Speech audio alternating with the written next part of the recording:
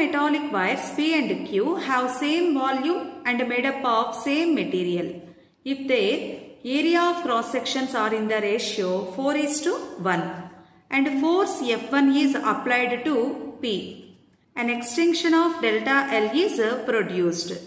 The force which is required to produce the same extension in Q is F2. Then the value of F1 by F2 is. In the given question, P and Q, these two are the metallic wires. These two metallic wires are made with the same material.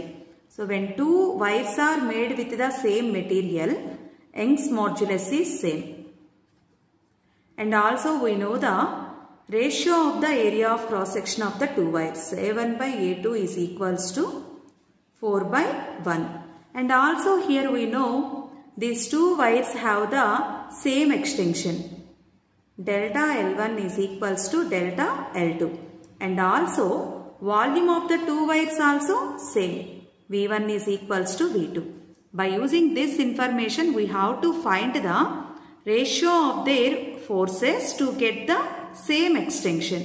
Young's modulus formula, Y is equals to FL by A into delta L, where F is the force applied on the string, L is the initial length, A is area of cross section, and delta L is the extension. Here we don't know the length of the wires. Multiply and divide with the area into A by A. A into L becomes to volume. Here volume is constant. Young's modulus formula becomes to F into V by A square delta L. Now take Y1 is equals to Y2. In place of Y1, F1 V by A1 square delta L is equals to F2 V by A2 square into delta L. Extensions same, volume also same. Now the ratio of the forces is equals to A1 square by A2 square. Write A1 by A2 whole square.